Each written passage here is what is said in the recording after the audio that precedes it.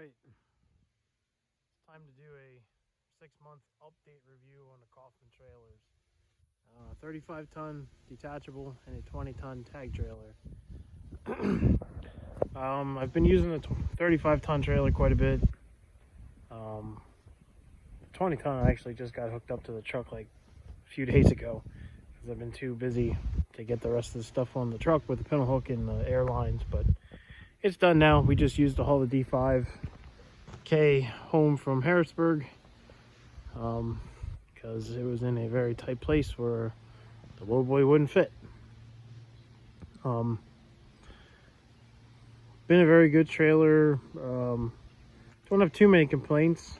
I found a few corks with it, and I figured I should let everybody know, and something to look out for if you buy one, or whether it's a Kaufman or any brand. So we got the pony motor up here. It's got this great little box here for it to be in. Honda engine, runs good most of the time. The exhaust gets trapped in there and it sucks exhaust fumes into the intake. I actually need to buy an air filter for it because the air filter is plugged up. But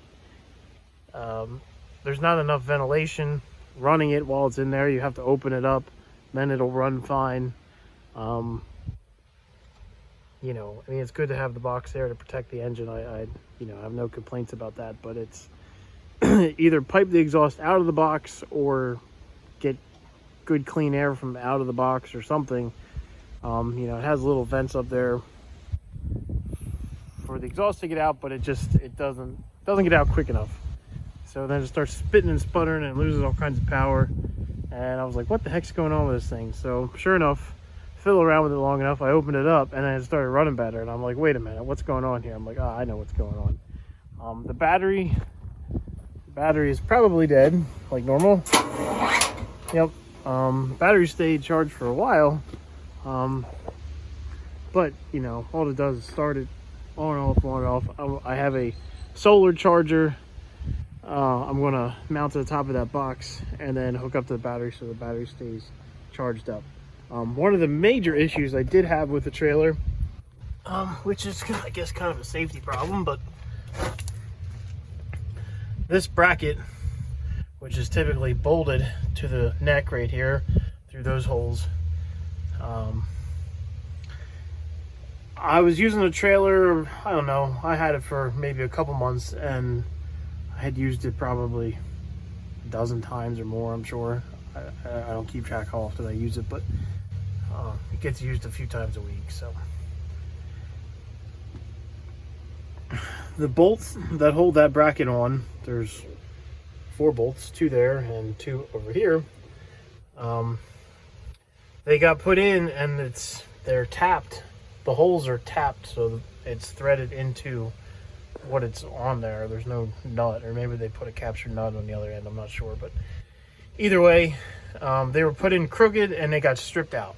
So this bracket started falling off. I got home with the trailer and I was unhooking it from the truck. I'm like, what's going on? The bracket's crooked. So putting new bolts in there wasn't going to work because they were stripped out.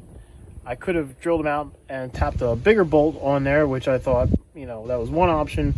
I talked to Kaufman about it and they said, if you want to weld it on, that's fine.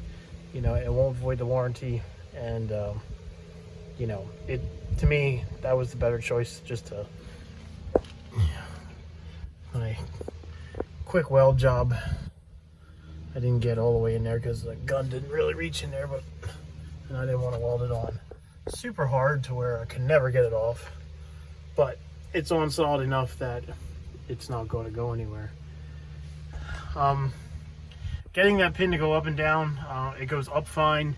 Getting it to go far enough down to get this little lock pin in. When the trailer's new, it's a little bit of pain in the rear because it's just, everything's too tight. But you wiggle it around, it finally pops down. So that was one major issue. Other major issue was the light plugs on the back. I'll get to that. So I think this design could be thought out a little better or simplified this whole bracket assembly. It seems overthought. I mean, if you could just put something here to pull that thing up and down, and just like my Talbert was, or a lot of other brands. So naturally, there's a lot of stress on that thing when you're trying to yank that pin out, because it's pushing on this and it pushes on that to pull that pin up, so it's constantly torquing on where those bolts were. So needless to say, that was one problem we had with it. I didn't take it back there to get fixed. They're like 600 miles away. I'm not driving back to South Carolina to get that fixed. I can weld just fine. So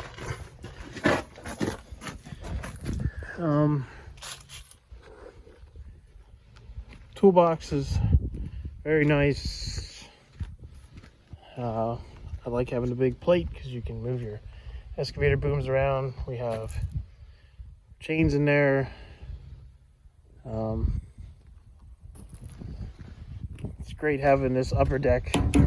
I had excavators sitting up on here, and I loaded a couple other machines on the bottom deck, and we still had room.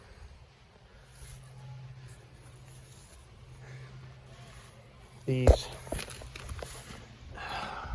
plugs on these trailer lights, they said they had a bad batch of plugs from the wiring harness company, whatever.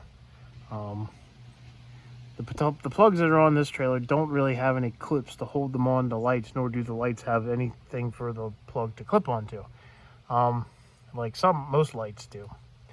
So they kept wiggling loose, and it would blow a fuse on my tractor. It blew a fuse, I don't know, probably a dozen times, and it took me, a little while figuring out after the first time what it was. But it would do it as you're going down the road, hitting all the bumps and everything else. The one plug would fall off. It would fall down inside the trailer there, and it would ground itself out. It would blow the fuse for your trailer lights, and then it would blow the fuse for your stoplights, at least on my Peterbilt. So you had no stoplights, no trailer lights, and maybe your turn signals if you're lucky. So what I did is I took RTV silicone and I glued them to the lights. It was my quick temporary fix. It seems to be working fine. It's been a few months now without any issues. At some point when I have time, I will cut all of those plugs off and solder on new plugs, heat shrink everything, and make it nice and tight and solid. So I want to change the plugs, but that was one other issue I had. Other than that, the trailer's been really good. As for the tag trailer,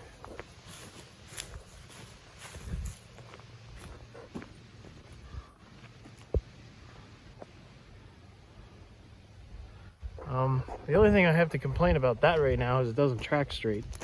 I need to adjust the suspension. So it's pretty easy to adjust. It tracks a little bit to the driver's side, so not the worst thing in the world to deal with. But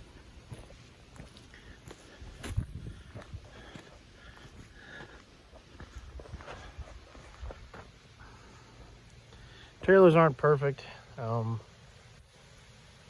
but I think for the money I paid for them, I have no complaints. I would buy another one as of right now. When I had those few issues with the Lowboy trailer, I talked to the people at Kaufman. They were super helpful. They offered to, pay for it to get fixed if I needed to take it somewhere, or pay me my time for fixing it. Keep track of your parts, send us a bill with your time on it. We'll pay you. Sorry, they couldn't have been any nicer about it. So that meant more to me than actually having them pay me to fix the problem. I didn't send them a bill. I mean, it took me a matter of, a few minutes to fix those problems. I just wanted them to be aware of that. So I have nothing but thumbs up for their customer service, and I think the trailers are good trailers for the money. I'm sure you could buy a better trailer if you want to spend more money, but they don't get used every day. And I don't know. Sometimes you just have a hard time justifying spending $60,000 or $70,000 on a lowboy trailer that doesn't get used super hard, but still needed, and spend 30 grand on a tag along trailer when you know you can buy just as good a one for 10 grand less. So that's my spiel over these trailers. So thank you guys.